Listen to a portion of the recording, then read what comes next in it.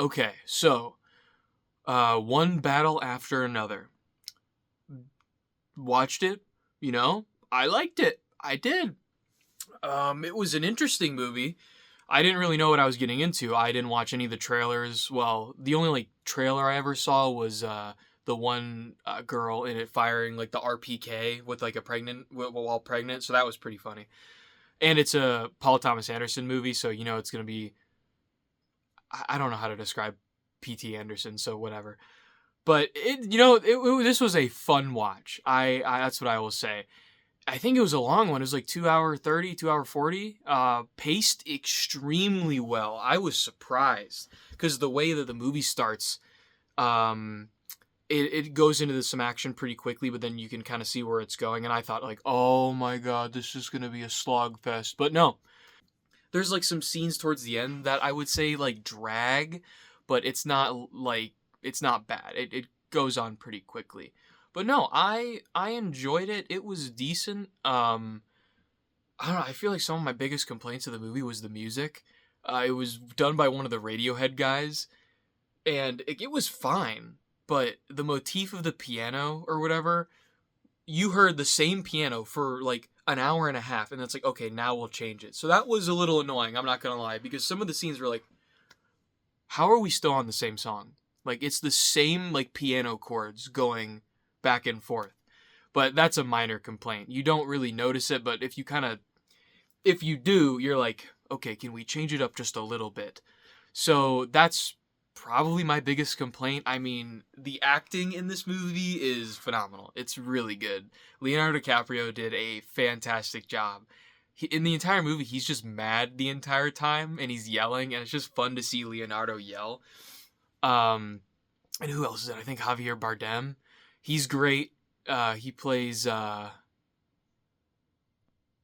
getting them confused. I think I just watched F1 and I completely forgot Javier Bardem or Benicio del Toro is in this movie.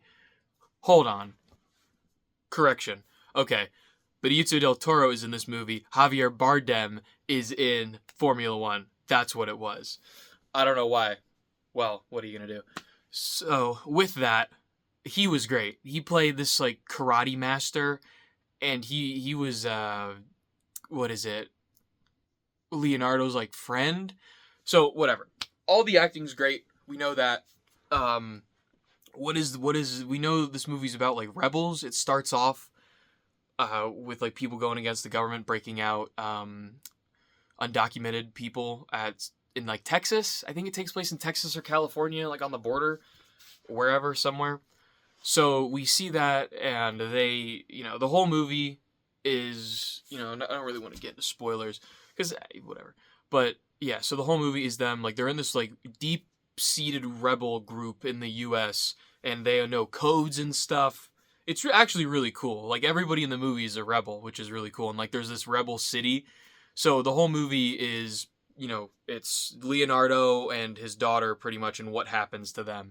And the villain of the movie is by Sean Penn, and he is this weirdo. He does a good job playing this weirdo colonel that's like after Leonardo's his like wife, whatever she was to him, and I don't know, those two were weird. Sean Penn, he did a very good job at playing this like sleazy, disgusting, I don't know, military guy. It was very, very weird.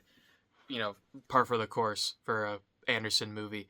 But no, that was good. The story is fun. It's just funny to see all like the weird lingo they use, and just the dialogue is so sharp. Like the conversation with the characters, there's no like slowness to it, slogging. It's all succinct. It's perfect.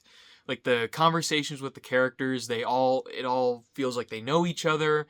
The screenplay is so good, and it's funny too. Specifically, any time that DiCaprio, something bad happens to him, it's just funny to see him react the way he is. But yeah, they are wanted like by the government because they're rebels, part of the French 75. So that's like a whole thing, and it's a very politically relevant movie, I will say. And I think it made like $200 million. I think I saw that was the biggest amount of money P.T. Anderson has like made. So that's pretty cool, and it was a good movie. So heck yeah. But yeah, it's worth a watch. I would say it's good. Now, yeah, there's not. I don't have that many complaints about it. I'm going back in my mind, and I enjoyed pretty much every second of it up until like the desert scene and the ending.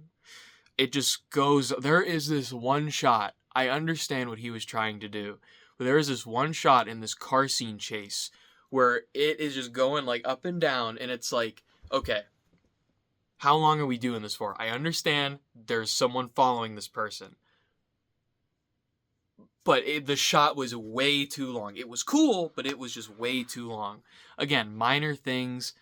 The movie was just, I don't know, it was a pretty good breath of fresh air. It was different, but it was still familiar shot-wise, which I thought was pretty cool. But yeah, I would say, go watch this movie. Again, yeah. So I would rate this movie, how would we rate it? I'd rate the movie, I would say, a 7 out of 10 Magic Mike. That's what I'd give it. Again, my grading scale is not, it's not done yet. I have the rough thing, but I'm still looking at this stuff out. So 7 out of 10 Magic Mike. Go see it. Above average movie. It's on streaming everywhere now. So, give it a watch. And yeah, I'll see you guys in the next one. And remember, like and subscribe. And if you have any recommendations for movies, TV shows, comics, whatever, any form of media, I will give it a watch if you recommend it. All right, and I will see you in the next one.